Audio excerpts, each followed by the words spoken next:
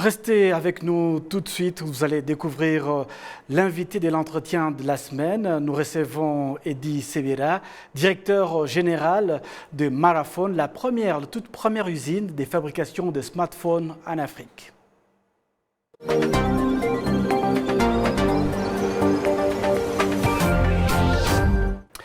Nous avons le plaisir de retrouver pour l'entretien de la semaine une importante personnalité. Une importante personnalité qui s'est lancée un défi en choisissant un poste important, d'autant plus que le Rwanda qui a choisi pour son développement les nouvelles technologies, et les nouvelles technologies appellent beaucoup de sacrifices et beaucoup de travail. Le Rwanda est donc le premier pays en Afrique à avoir choisi de créer sur place, de fabriquer sur place le smartphone. La personne qui dirige cette entreprise au Rwanda est avec nous ce soir dans l'entretien de la semaine. C'est Eddy Severa. Bienvenue à cet entretien et nous sommes donc très heureux de vous retrouver ici. La première question que je voudrais vous poser, c'est d'abord ces défis. Êtes-vous prêt à relever ces défis? Oui, merci bien Patrick. En effet, c'est un défi, mais qui en fait, dont nous sommes rassurés qu'on est en mesure de relever. En fait, la passion derrière ce modèle, c'est la pénétration du cellulaire en Afrique. Donc, non seulement on va contribuer à pouvoir augmenter cette pénétration, mais aussi à rajouter la valeur additionnelle. En fait, comme vous le constatez souvent dans les différentes industries, l'Afrique est toujours considérée comme étant un consommateur, mais aujourd'hui, on est en train de changer cet aspect en passant du consommateur au producteur. Oui, vous avez choisi un nom, Marathon. Oui. Le commun mortel peut se demander ce que signifie Mara. Oh, en effet, Mara a un sens divers. En fait, la première chose qu'on peut retenir derrière, en fait, ça signifie le lion, dans un dialecte plutôt africain. Mais en même temps, en fait, dans différents dialectes, ça a un sens différent. Mais en fait, le choix d'avoir choisi le Mara pour notre entreprise, en fait, c'est le lion que vous remarquez, en fait, sur tous nos téléphones. La puissance, la force, la pénétration. Le dynamisme, et tout vient avec. Parfait, parfait. Il y a la place que vous avez choisi également d'accorder à la femme au sein de l'entreprise. Sur 200 employés, 60% sont des femmes et elles sont âgées entre 19 et 22 ans. Et c'est un choix stratégique. En fait, il y a deux volets sur ça. D'abord, le premier choix d'avoir choisi le Rwanda, c'est en fait le système d'accompagnement des investissements. En fait, c'est l'un des pays qui encourage la promotion des entreprises et ça a été le premier choix. Le deuxième choix, comme vous le savez très bien, le Rwanda a toujours été passionné dans le sens de promouvoir aussi la femme qui en fait est aussi qui est très contributrice dans le sens du développement. En fait, on a choisi dans notre industrie, quand vous regardez en général au niveau de l'industrie, l'industrie en fait l'un des secteurs où la femme n'est pas valorisée.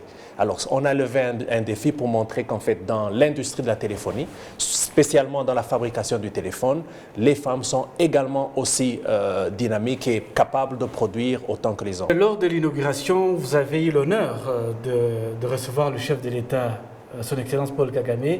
Quel message vous a transmis en tant que chef d'entreprise ou bien dans l'ensemble de l'entreprise Marathon?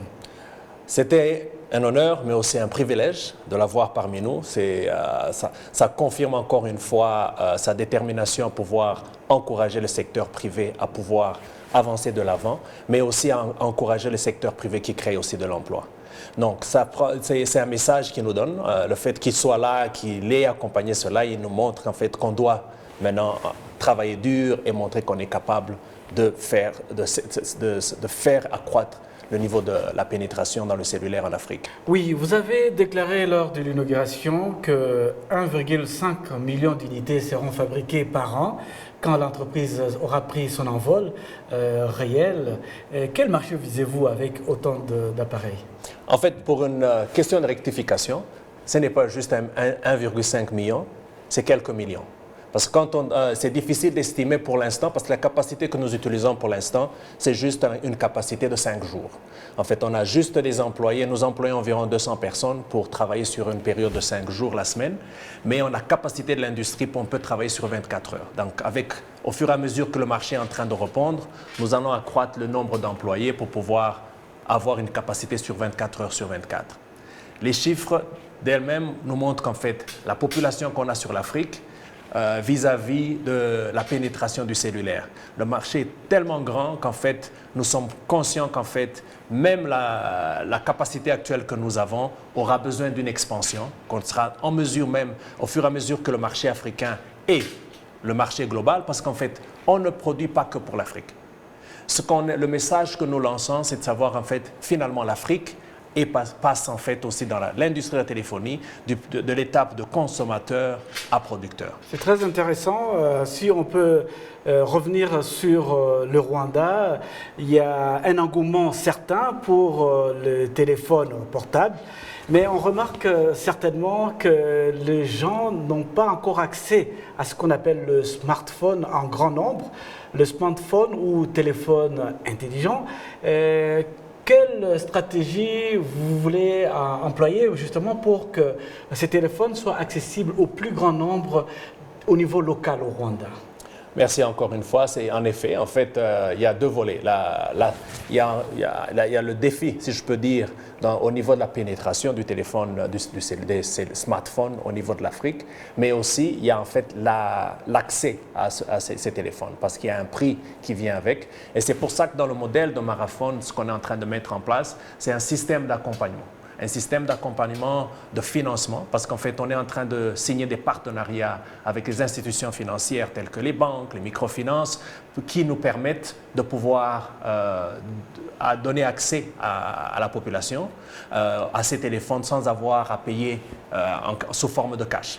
Et si on doit revenir sur le Rwanda, il y a des entreprises au niveau de l'État ou des entreprises au niveau du privé, du personnel qui travaillent, mais qui ne peuvent pas payer directement ces téléphones. Est-ce qu'il y a un système où cet employé peut acquérir cet appareil Marathon et pour pouvoir payer selon les tranches, comme on le dit ici?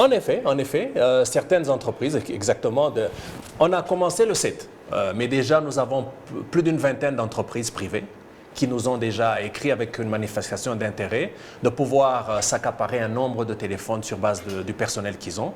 Et tout ce qu'on est en train de signer avec eux, l'entreprise se porte garant et ce qu'on fait, on donne les téléphones et les détenteurs ou bien ce qu'on appelle le end user peut payer graduellement. Le Rwanda a fait un choix il y a quelques années pour faire reculer la pauvreté. C'est l'utilisation de nouvelles technologies pour que la pauvreté recule dans différents secteurs d'activité économique, aussi bien dans l'agriculture, dans l'économie, dans le business. Est-ce que c'est un choix assumé aussi par votre entreprise? En effet, effectivement, parce qu'en fait, si on regarde la capacité de départ, que nous commençons sur base de la confiance qu'on a en réponse du marché, nous allons employer environ 650 personnes. Nous commençons avec 200 sur un seul chiffre. Mais notre objectif, c'est d'avoir au moins 3 chiffres qui vont travailler. Donc, de manière très confiante, nous sommes sûrs qu'en fait, on peut déjà créer de l'emploi pour 650 personnes. Mais ça, ce n'est pas la capacité finale, parce que l'objectif, c'est d'accroître la dimension de notre usine sur base de la demande du marché. Nous avons remarqué que l'entreprise Marathon a choisi le Rwanda pour lancer sa toute première usine. J'ai lu quelque part que la seconde sera en Afrique du Sud. Est-ce qu'on peut comprendre la stratégie de la direction de l'entreprise? Pourquoi avoir choisi spécifiquement le Rwanda? Le Rwanda, vous savez, comme vous voyez au niveau des médias et par expérience, nous vivons au Rwanda, je vis au Rwanda, je suis fier d'être au Rwanda et je suis rwandais, mais ça ne s'arrête pas là. Les investisseurs aussi font partie du Rwanda. Ils viennent, ils voient les opportunités. Mais ce qui est unique au Rwanda, c'est en fait le système d'accompagnement pour les entreprises. Le pays a vraiment investi dans le sens de pouvoir rendre les choses faciles pour tout investisseur dans le sens de pouvoir investir dans le pays. Les indicateurs sont là, quand on se réfère sur le doing business et tous les indicateurs de manière dans la chaîne mondiale avec le World Bank et tout le reste, le Rwanda reste très coté au niveau africain. Et c'est ce qui a été le choix pour les investisseurs de Marathon de choisir le Rwanda comme le premier pays où ils installent leur usine. Vous arrivez dans un marché mondial avec une grande compétition, avec des très grandes compagnies que je ne nommerai pas ce soir, qui ont déjà des assises au niveau mondial, continental et local. Et vous avez peut-être, je pense, un avantage de taille par rapport aux pièces. Je ne sais pas si on peut parler des pièces de rechange qu'on peut avoir très facilement. La plupart d'appareils qu'on dispose au Rwanda ou en Afrique, on n'a pas facilement de pièces de rechange. Vous avez pensé à ce coût pour que la personne puisse pouvoir garder son téléphone et récupérer éventuellement l'écran sans pour autant dépenser beaucoup trop d'argent. Merci Patrick. En effet, ma réponse va dans deux sens.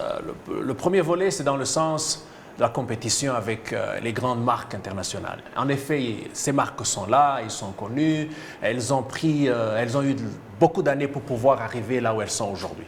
Donc en fait, c'est quelque chose qu'on doit reconnaître, mais la pénétration du smartphone n'est pas encore saturée. Donc il y a encore de la place, on ne vient pas arracher ce qu'ils font comme marché, on vient s'ajouter comme alternative. Donc Mara vient comme alternative à toute autre entreprise, à toute autre marque mondiale de fabrication de smartphones.